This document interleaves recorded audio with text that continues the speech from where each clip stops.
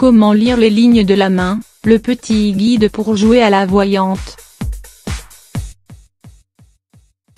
Comment lire les lignes de la main, le petit guide pour jouer à la voyante. Vous avez toujours rêvé de prédire l'avenir? Pour vous y aider, voici un petit guide pratique pour lire dans les lignes de la main. Prédire l'avenir, voilà un talent que de nombreuses personnes aimeraient posséder. Vous voulez jouer aux voyantes en herbe? Voici un petit guide pratique pour apprendre à lire les lignes de la main et épater vos amis. À vous les soirées divinatoires.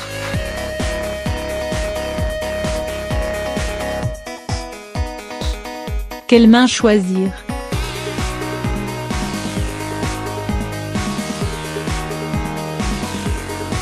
C'est la première question à se poser avant de commencer l'examen de la paume. Pour tout ce qui concerne la carrière et les relations professionnelles, on se penche sur les lignes de la main avec laquelle on a plus de dextérité: écrire, manger, jouer aux cartes. Quand il s'agit au contraire d'étudier les caractéristiques de sa vie sentimentale, amicale et familiale, on sélectionne la main opposée. Ensuite, il suffit d'interpréter les signes en se basant sur ces trois lignes directrices. La ligne de tête.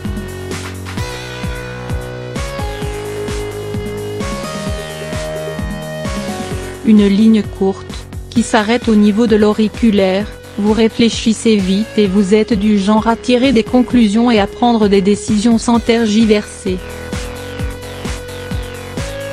Une longue ligne droite, qui s'étend au-delà de l'auriculaire. Vous êtes plutôt du genre à prendre votre temps et à ressasser, lorsqu'il s'agit de se prononcer sur quelque chose.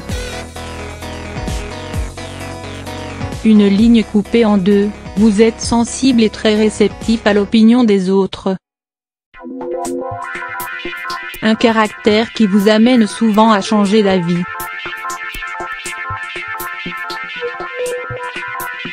Une longue ligne courbée, qui se termine au coin de la main.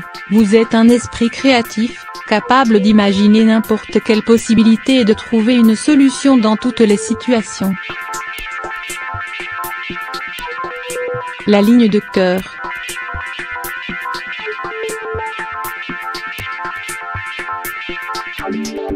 Une longue ligne droite, qui s'arrête en dessous de l'index. Vous êtes quelqu'un de rationnel qui réfléchit avant d'agir et surtout, qui prend en compte les sentiments des autres.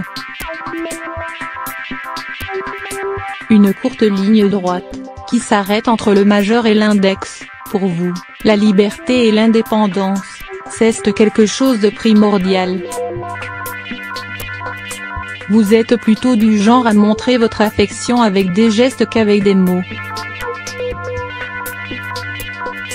Une longue ligne courbée, dont la courbe atteint presque le majeur, très réceptif à la passion. Vous vous laissez volontiers guider, voire dompter par vos désirs. Une courte ligne courbée, qui s'arrête juste en dessous du majeur. Vous êtes quelqu'un de réservé, qui dévoile difficilement ses sentiments et vous préférez largement les tête-à-tête aux ambiances de groupe. Une ligne croisée, qui se termine en forme d'X à l'extrémité. Si ce n'est pas déjà arrivé, vous avez de grandes chances de vivre une trahison sentimentale. Une ligne coupée en deux ou interrompue, vous avez l'habitude de mettre vos sentiments en veilleuse pour vous concentrer sur d'autres besoins. La ligne de vie.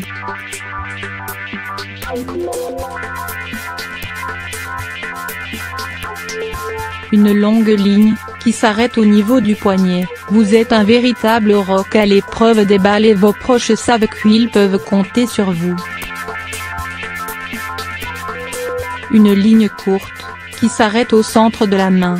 Dans les moments difficiles, vous avez tendance à vous occuper au maximum l'esprit pour oublier vos problèmes. Une ligne floue, vous devriez vous détendre et vous recentrer sur vous-même. Il n'y a pas que le boulot et les autres dans la vie. Yoga, médiation, massage, prenez du temps pour vous, c'est nécessaire. Une ligne coupée, chaque cassure représente une expérience traumatique, qui aura une influence certaine sur le reste de votre vie.